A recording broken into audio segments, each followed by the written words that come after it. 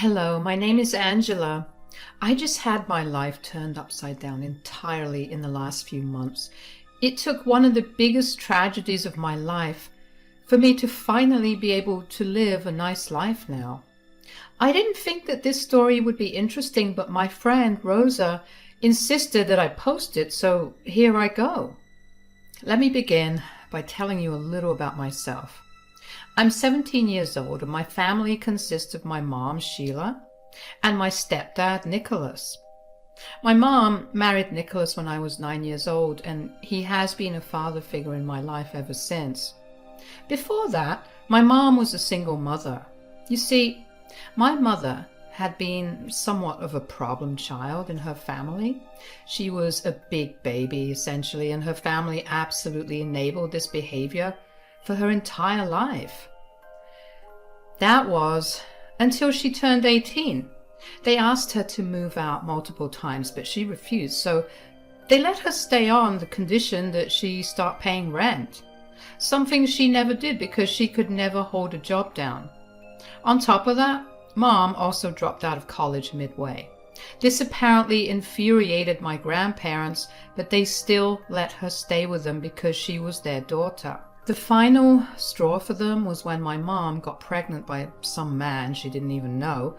That guy was supposed to be a fling, but Mom ended up getting knocked up, and that guy wanted nothing to do with Mom or me.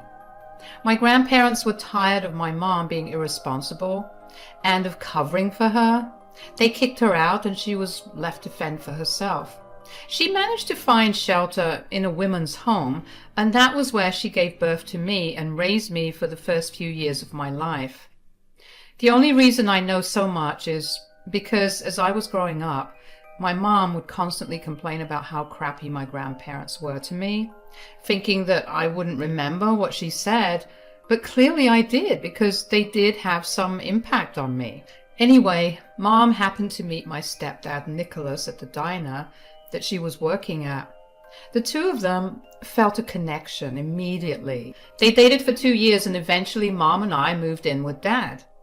Dad and I developed a very close bond. He was truly my favorite person. One thing about Dad was that he was rich, so he absolutely spoiled me senselessly. Aside from the material gifts, Dad also spoiled me with love and affection. He made sure that I enjoyed my childhood to the fullest and that I knew that I was loved, something that my mom didn't really care to do. When I was 15, Dad was diagnosed with pancreatic cancer. The doctors discovered it just in time to start treatments, so Dad spent a good portion of the next 2 years getting chemotherapy and radiation, but his cancer only got worse. My entire world was crumbling in front of me, and every time I tried to find solace in Mom, she would scoff at me and leave me alone. I always thought that it was my mom's way of coping with her grief, but I know better now. Anyways, eventually, we were told that Dad had less than 2 weeks to live. I practically stayed at the hospital with him. Mom was barely around. I didn't bat an eye at that, though. Whenever Dad was awake, he'd tell me that he loved me. Finally, one day, when Mom was in the room with us, Dad told her that he loved her too after telling me the same before passing away. I was beyond devastated. I was an absolute mess. I couldn't breathe. I didn't let anyone in for the next few days because I wanted to be alone. We had a quiet funeral for Dad because he asked not to have anyone else there. I spent the next 3 days after his funeral holed up in my room. When I finally walked out of my room, I was greeted by the sight of balloons and streamers in the living room and my mom decorating the room. "What are you doing? What do you think I'm doing? Why are there balloons and streamers everywhere? Are you throwing a party? Duh. Today is a happy day." "What are you talking about? Are you seriously throwing a party just 3 days after Dad died?" "Oh, please, he wasn't your real dad. You don't have to be so sentimental about it." "What are you talking about? Of course he was my real dad. He was the only father figure I had in my life."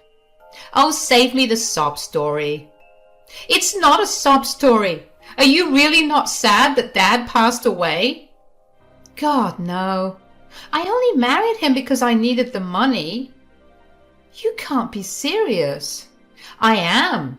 I mean, you would have seen how I absolutely didn't love him if you just stopped idolizing the man. But he loved you. Ugh, he was so boring. The only interesting thing about him was his money, and now it's all mine. You are a cruel, cruel woman. No, I am not the one that's cruel. Your stupid stepdad was the cruel one. Do you even know how many times I wanted to send you off to some school on another continent altogether? What? Yeah, the only reason I even kept you here with me is because Nicholas threatened to divorce me. And if he divorced me, then all the years I spent trying to get him and his money would have gone to waste. Why did you want to send me away? What did I ever do to you? What did you do to me? I'll tell you what you did. You ruined my life. I have no family because I had to give birth to you. I had to struggle on the streets because I had an extra mouth to feed. How is that my fault? I don't care.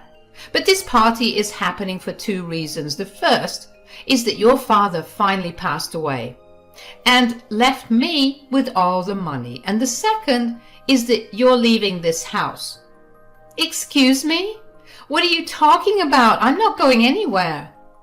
Oh, yes, you are. I'm giving you 3 hours to get your things packed and to move out. My friends will be arriving by then. Get a move already. I tried to say something more, but my brain wouldn't cooperate with my mouth. I ended up just numbly going back to my room. I sat at the edge of my bed for a while and just stared at the wall because I didn't know if my mom was being serious about kicking me out or not. She was. She walked by my room and saw me sitting on my bed and told me that I was wasting my time packing. After she left, I finally broke down. I didn't know what to do or where to go. I was beginning to panic, so I called my best friend, Rosa. Hey, Angie, what's up? I need your help. Whoa, what's going on? Is everything all right? No, I need you to come over and help me pack my things up. Pack your things up? What are you talking about? You know how I told you that I needed some space the past few days? Yeah. Well, my dad passed away. Oh my God, I'm so sorry for your loss. Are you holding up all right? Not really. I'm a mess, but I have to get out of here. You have to? What do you mean? Shouldn't you be there with your mom? That's the thing. Mom's throwing a party for all her girlfriends. A party? Why in the world is your mom throwing a party just a few days ago? Yeah, that's what I asked her, and she told me that she had only been with Dad for his money. She also apparently wanted me to get out of her life as well, but couldn't do that because Dad stopped her from doing it. My God! I mean, no offense, but your mom is a horrible person. I see why you want to leave. That's the thing. I don't want to leave. My mom asked me to leave in the next 3 hours. What? How could your mom ask you to leave the house that is yours? I don't know. I don't even want to know what will happen if I stay here. Angie, I don't want you to stay there either. I'm coming over and we're packing your things together. Thank you. I just need to figure out where I'm going to go from here. You're coming to my place, silly. My mom loves you. You know that. She'd be more than ready to shelter and feed you. I don't want to impose. I'm going to cut you off right there. You'll never impose on us. Let's figure out the details after you come here, okay? I'll be there in 15. Thank you so much, Rosa. Of course. What are friends for? Rosa came over in 15 minutes, as she had told me. My mom had gone out of the house to do God knows what, which was a good thing because Mom really did not like Rosa. I'm not sure how she would have reacted if she saw Rosa at home, so I was glad she wasn't there. Rosa and I didn't talk much. She quietly helped me pack all my things, something that I was grateful for because I really wasn't in the mood to talk. I felt raw and numb on the inside. My head was swimming with all kinds of thoughts, and my heart was a mess of emotions. I had managed to lose my dad and my mom in the span of a few days. Of course, one was more devastating than the other, but still, it didn't feel good to have my only remaining parent tell me that they didn't want me anymore. Rosa and I loaded up her car with all my things, and we quietly drove to her place.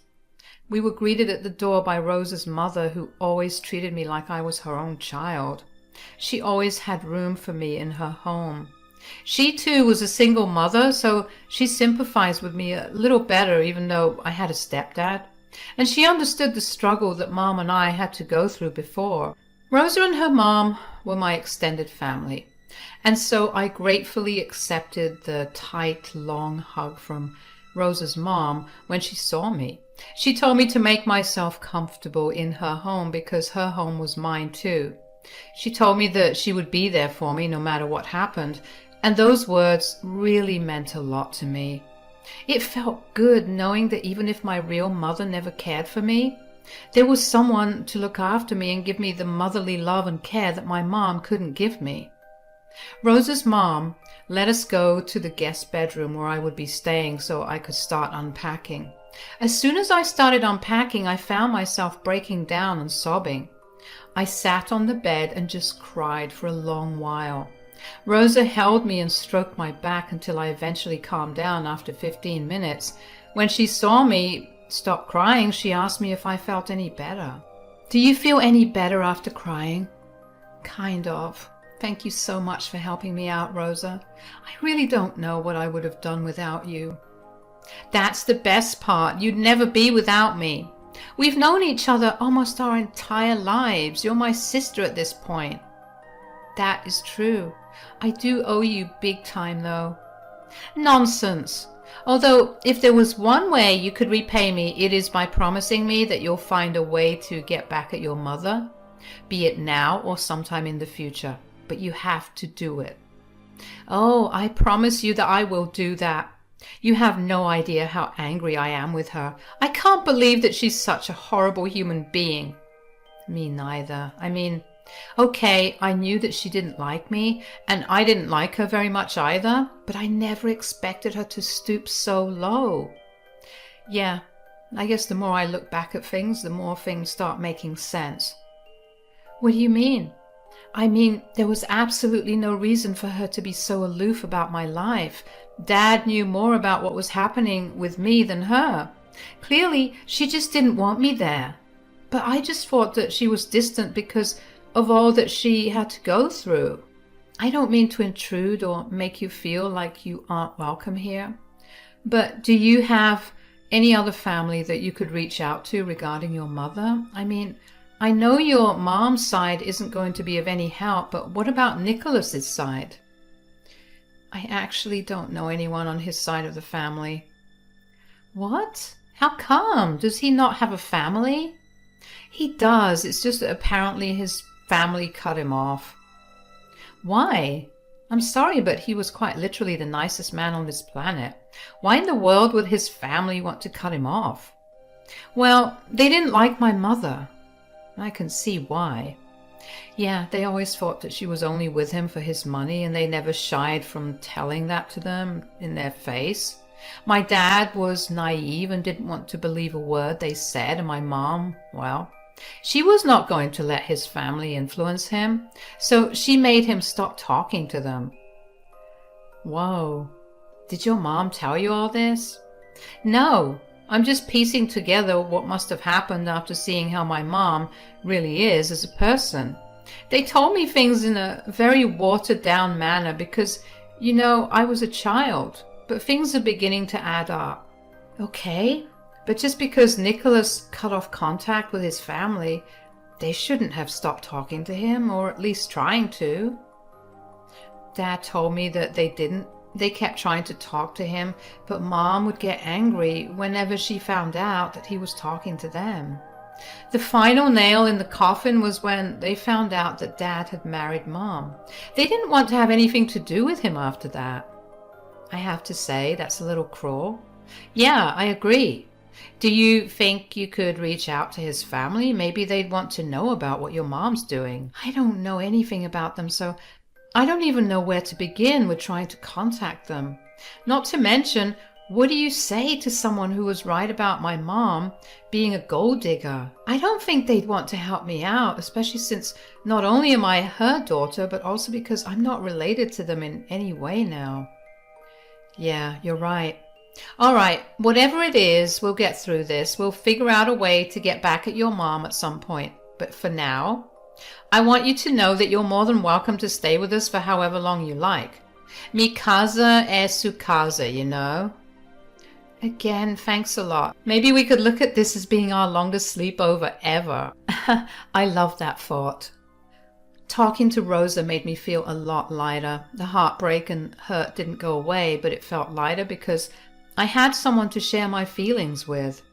Rosa told her mom about my sleepover comment, and her mom took it seriously. She took us to the store where she purchased all the food we wanted so we could watch movies of our choice and just binge away our sadness. Rosa's mom even let us take the next day off so we could stay up all night and talk. She knew how much talking would help me deal with things, and she was as supportive as she could possibly have been. I was so grateful for her, really. She is an amazing woman. Anyways, Rosa and I talked a lot about my dad and his family, and my mom and her audacity. We concocted potential plans of revenge to take on my mom. All of them were very far-fetched, but we had fun in just making the plans. I began to feel better around the second day of my stay with Rosa and her mom. Of course, that changed when after school the next day, Mom called me. I contemplated not picking up the phone, but eventually gave in and picked it up. What do you want? I took out all my things. Angela, are you safe? I don't see why you're suddenly showing me care. What are you talking about? I'm your mother. I care for you. That is not what you said before you kicked me out and threw a party to celebrate Dad's death. How could you say such horrible things about your mother, and right after I suffered such a terrible loss? What are you even talking about? Are you crying? Of course I'm crying. I just lost my husband and my daughter ran away from home. Are you being threatened or something? Why are you spewing lies? Is someone there next to you? Your grandma is here to see you. My grandma? Yeah, your stepdad's mother. Whoa, why is she there? She wants to meet you. You need to come here immediately. I don't see why I need to get there immediately. Why don't you entertain her for a little while? Clearly you're acting in front of her and you have something to prove to her. Don't be smart with me right now. Come home right this instant. I'm a little busy right now, but I'll be there in an hour. If you don't come here within the next 15 minutes, I'm calling the police and having them escort you back home. Don't think that I don't know that you're staying with that no-good friend of yours. Rosa is a great friend to me, and even if she was no good, she's still a million times better than you. Please don't be so difficult. Your grandmother is waiting for you. Just come home, sweetie, please. For how my grandmother is bringing out this fear in you, I just might come home immediately. She's getting impatient, so you need to hurry up. Fine, I'll be there soon. I was beyond curious about what Dad's mom was like. She must have some sort of influence or intimidation at the very least, because that was the nicest that my mom had ever been to me. I told Rose about my dad's mom coming to visit, and she too was shocked at her arrival. Rosa told me that she dropped me off because she had a car, and I really didn't want to be alone with my thoughts on the walk to my house. During our short drive there, Rosa and I couldn't help but talk about how weird it was that my dad's family showed up just 2 days after we discussed contacting them. We joked around that the cosmos must have heard us and sent Dad's mom a message to visit me and help. While it was nice to joke, I was still beyond nervous to meet my grandmother. Rosa wished me the best of luck when we reached my place. When I entered the house, my mom was sitting with an older lady who was my grandmother. She looked nothing like what I pictured her to look like. She looked kinder and just like Dad, which broke my heart and comforted me at the same time.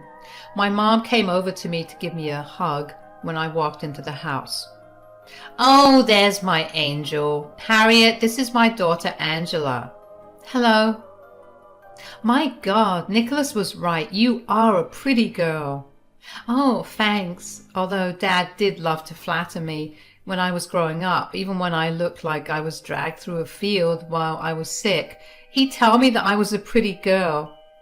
Well, she can thank her mother for those looks. I'd say that the gratefulness she has for you should only go as far as that. Oh, okay, but what do you mean? What I mean is, I know all about what you've been doing, Sheila. What are you talking about? Before I tell you about that, I do want to extend my condolences to you. Angela, I'm sorry that I never got to meet you before, but I know that you were very loved by my son. I'm sorry it took me so long to come here and meet you, but I had some things to take care of.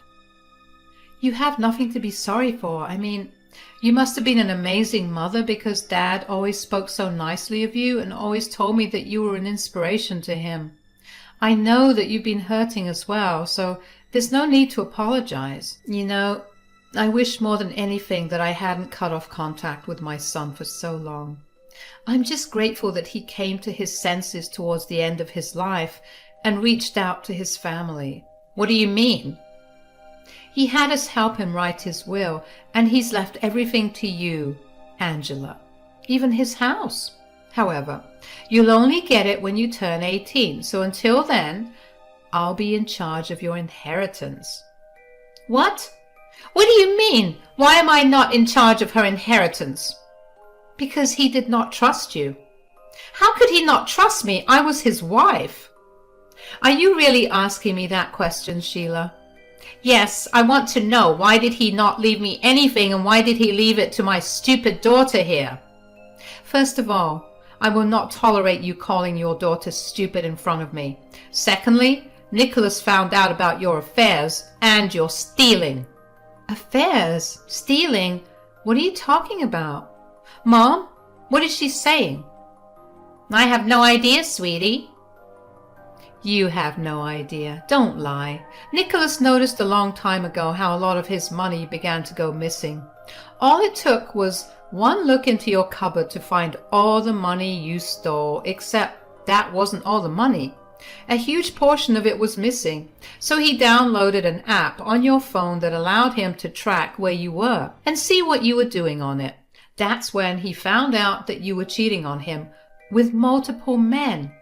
And you were using his money to pay for hotels and dates. Mom? How could you? I've been arranging to have your mother arrested these past few days, and the police should be here soon. I can't get arrested. Please, I'm sorry. You made my son's life miserable. He only stayed because he knew that you would not treat Angela well, and he loved her like she was his daughter. He told me to make sure that you paid for what you did to him and what he was sure you would do to Angela after he was gone.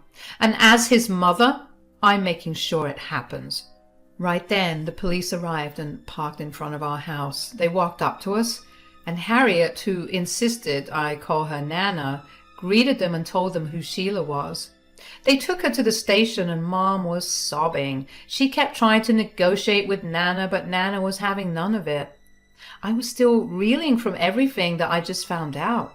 Nana took me into the house and let me process everything.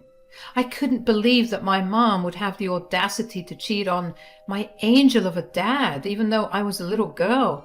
I always noticed how much he had done for her. He always went above and beyond to make her happy, and that never stopped until his dying breath. I mean, even his last words to her were, "I love you." The nerve of Mom to cheat on him. Nana also told me that Mom continued to cheat on Dad while he was at the hospital getting his treatment. I already knew that my mother was a terrible person, but every time that I thought that she couldn't have done something worse than she had already done, she proved me wrong. I just sat and sobbed for a very long time after Mom got taken away. Nana held me in her arms and even cried a little. She apologized over and over again for taking so long to get to me and for letting me be homeless for the last 2 days. I told her all about my friend Rosa, and Nana promised me that we'd go over later on and thank them personally. Once I'd calmed down, Nana took me to meet Rosa again, and I told her everything that I had found out, and she was just as shocked and disgusted as I was. She did cry out of happiness for me, though, because I was finally going to have a family to rely on, and that my mom got what she deserved. After that, things started to look up for me. Nana asked me if I wanted to move back to where she lived or if I wanted to continue living in my home. I wanted to be in my home because that's where all my memories of Dad lived. Nana was understanding of that and had the family nanny live with me as a guardian. Nana couldn't live with me because she had to work with Grandpa, but they were loaded enough to have a family nanny. So I was more than taken care of at home, and the nanny and I quickly became good friends. Nana busied herself with the legal aspects of Mom's trial. Nana hired the best lawyer to represent her. Dad had apparently compiled all the evidence of Mom's affair and theft and sent them to Nana immediately. The trial wasn't very long because of the huge amounts of evidence against Mom. In the end, Mom was found guilty of theft and was ordered to repay everything that she had stolen, along with a fine, and she was sentenced to 2 months in jail. According to Nana, Mom was a mess during the entire trial. At the end of it, after she got her sentence, she broke down in sobs and kept yelling profanities at Nana and at my dad for ruining her life. That only made my blood boil more, and I was beyond happy that Mom was finally facing the consequences of her actions. I did want to know more about Dad after that, though, and Nana was more than ready to answer any and all questions I had. Of course, the first question I asked her was why she did not talk to Dad for so long. Nana pretty much confirmed what I had thought had happened. My mom was the one who got Dad to stop talking to them, and they tried for months to get him to come to his senses. Eventually, they cut him off because they'd hoped that by cutting off his wealth, Mom would leave him. But Dad had already made enough success for himself, so he was rich on his own. Dad only got back in contact with Nana and Grandpa when he got diagnosed with cancer. They apparently never rehashed the past initially and only did it when Dad began to get suspicious of Mom. He confided in them and they helped him catch her. He learned to be as discreet as possible, and his only concern was me during the entire time. He wanted to make sure that I wouldn't suffer for my mom's actions. Nana and Grandpa learned a lot about me then and wanted to meet me, but Dad didn't want that to happen in case Mom caught wind of Dad's plan. I will admit I cried a lot when Nana told me everything. It felt great to know just how much Dad loved me. And now my only mission is to live a life that he would be proud of. I may have lost my mom and dad, but I still gained a new family, and I couldn't be more grateful.